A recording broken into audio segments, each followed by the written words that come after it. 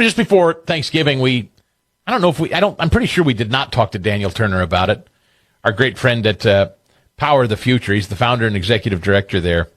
But it was one of we've got a couple of reasons to have Daniel on today. The 28th United Nations Climate Change Conference is soon to get underway.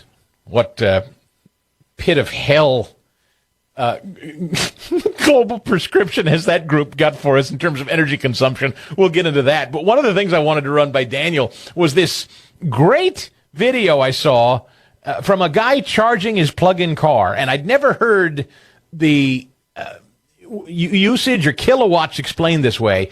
His math on this, Daniel, and good morning to you, by the way. Welcome in. Oh, Chris, thanks for having me on. Good morning. His math on this was I plug in my car, and I'm drawing enough power to charge my car, not even at the full wattage, those things, I forget the kilowatts, over 300 kilowatts, and some are like 100 and something kilowatts.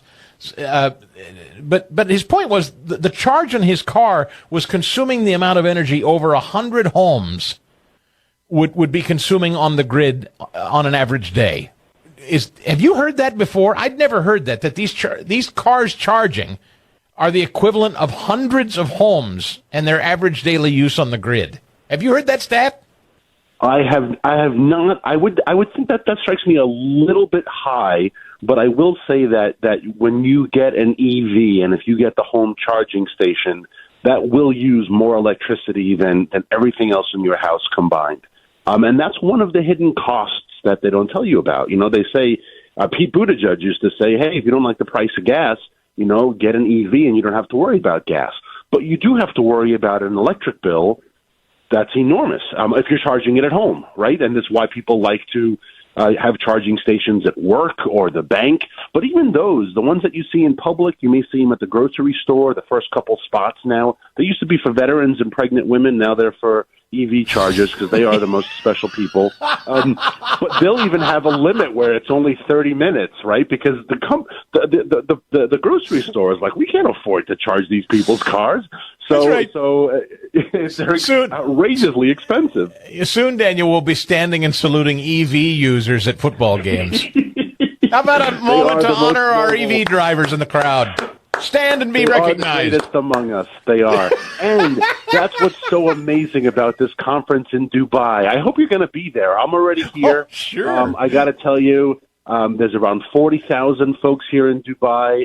The amount of hookers and cocaine is incredible. I mean, it's like every climate conference. It's the only reason why we gather, right? Yes, it's about climate change. But I got to tell you, the Emirates flight from Dulles Airport was beautiful.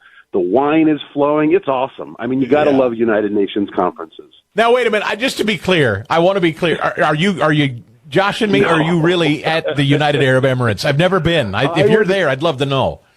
I would love to go to this conference. I don't think I could afford it, and I don't think they would let me in. I would really be curious. I tweeted about it yesterday. Well, I'm going to be tweeting about it the whole time. But the very first conference, the very first opening event, is about climate and gender, and it's held by this group called Feminists for Climate Action. And I think, boy, when you think about feminism and feminist rights, you think about the Middle East, right? Like the amount of women there who had to get permission from their either dads or husbands or the dog if they were allowed to attend that feminist conference. I mean, having a feminist conference in the Middle East is honestly like having like a religious liberty conference in China. Or going right over people's heads. Like, how about literally the conference? How about the pork producers of America having their annual conference somewhere in the Middle East? It's a similar. Like having an AA meeting at the Kennedy compound. I mean, there is absolutely we can do no it all reason. day. We can do it all day. Daniel, this is a fascinating thing. The party of science, who now won't acknowledge biology and gender. I mean, we were just talking about this a little while ago. So feminists are now letting men pretend to be women, and we're to pretend there's no such thing as biology anymore and gender. It's just assigned. But these are the same people that say, right, trust the science, and we're all gathered to have a critical discussion about our energy consumption because we're warming the earth or some such thing. Exactly. And the science, I had some fun with this as well.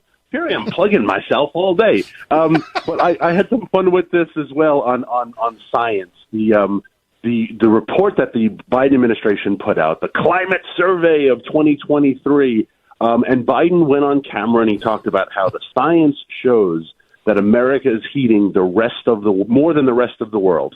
America is heating faster than the rest of the world, and that's pretty scary. Until I Googled literally every other continent on the planet, and I found similar studies. And I put them all online.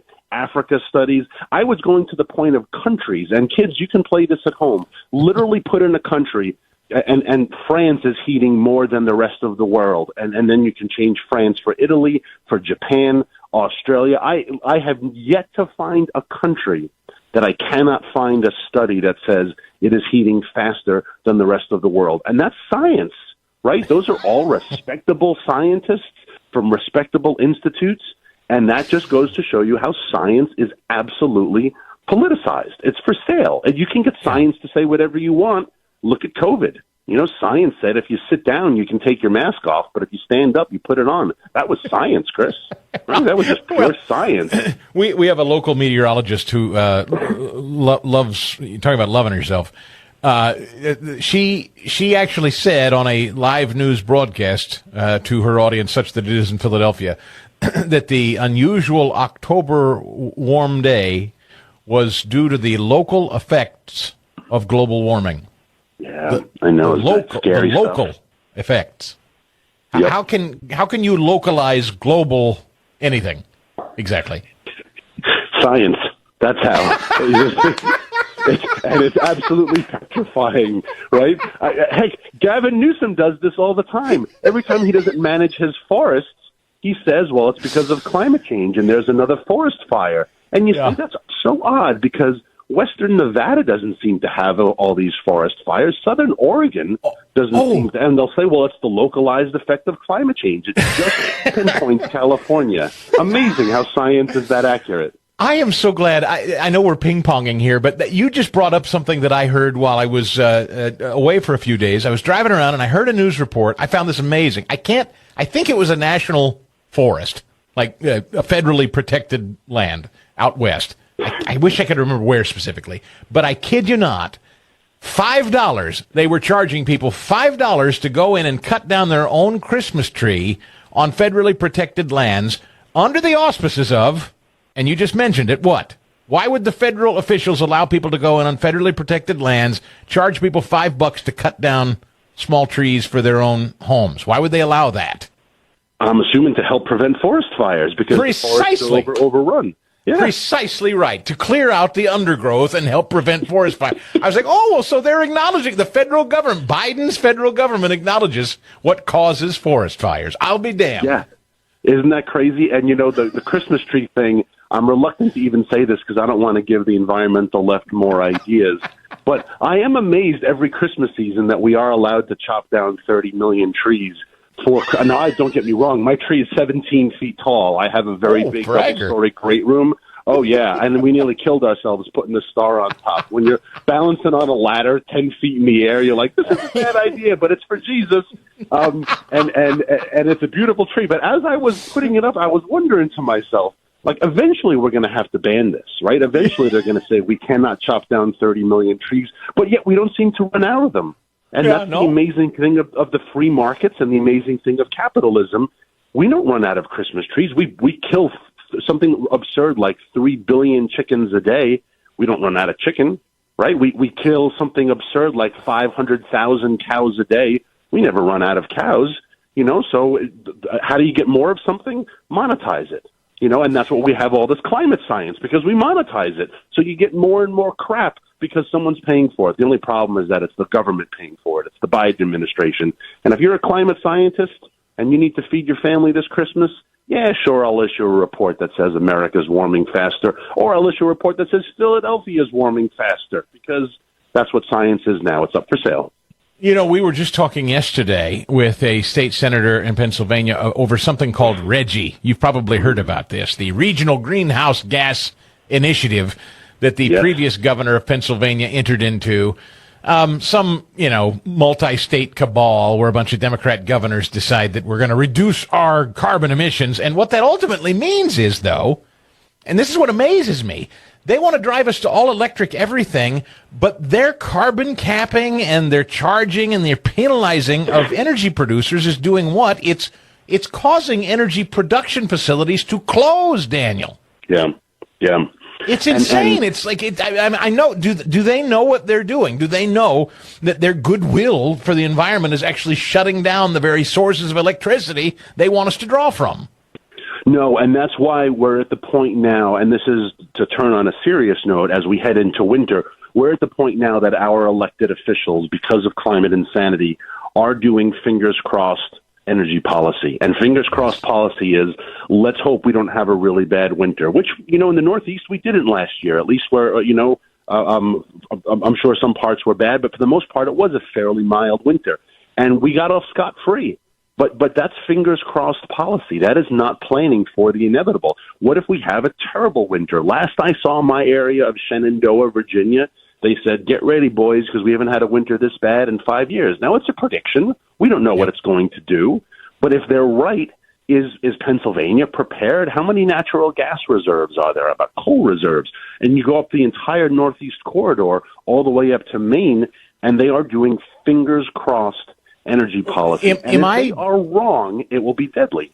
Am I misremembering, Daniel, that New England had to ration natural gas a few winters ago or last winter? Nope. There was a massive deaths in New York during a cold snap. Buffalo, if memory serves, 2 years ago. 100%. Texas, right?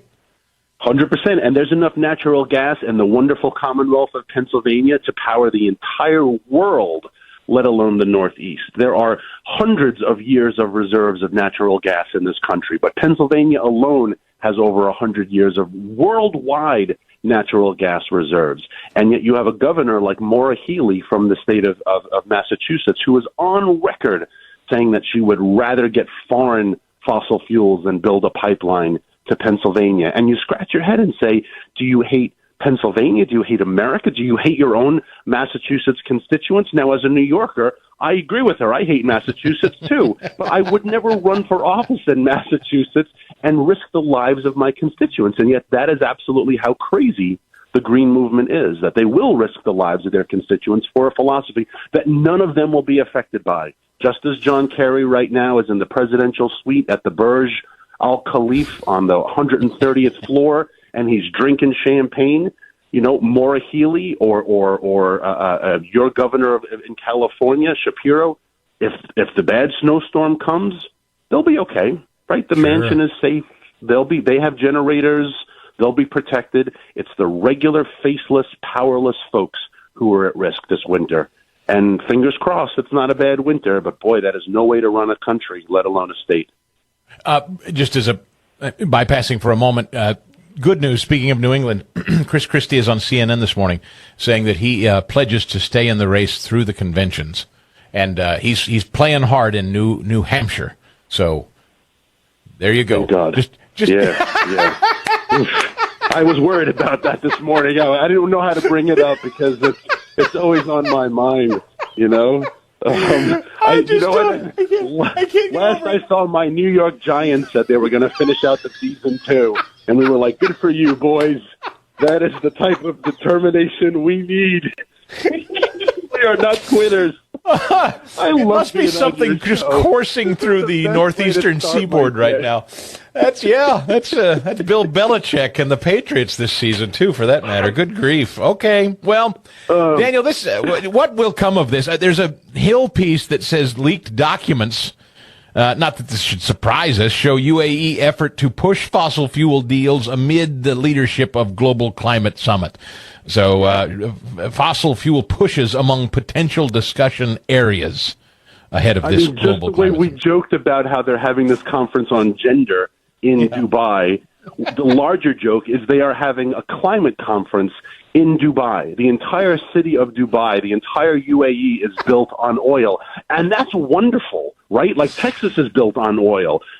I mean, if they have those resources and they are exploiting them to the point that they are building indoor ski resorts, there's a reason why they have the world's most extravagant hotel. Well, there's a reason why they have the world's largest building right now. They build islands to look like the globe. They build islands in the shape of palm trees because they have so much damn money they don't know what to do with it. So they build fake islands. And that is where the climate conference is held. So, yeah, if you're the energy minister of the kingdom, that's your job, is to get people to buy your oil and gas. If John Kerry is dumb enough to bring 40,000 of his friends to fill up his hotels and their restaurants, holy crap! I would hold a conference too. I'd have my enemies buy my products, and that's exactly what the UAE is doing. And they're falling, and the United Nations is dumb enough to fall for it. Right? Thank you, Dubai, for hosting this. How great. thoughtful! How thoughtful of you to open your homes to us. What's this memo? You'd like us to consider more oil consumption? We'll have to consider that over champagne and caviar. Exactly. As they are having, these fine Louis XIII brandy, they're going to discuss how do we import more oil.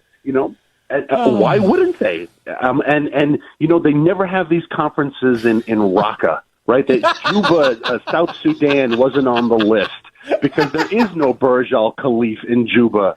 But they love going to Dubai. Remember last year they were in Sharm El Sheikh?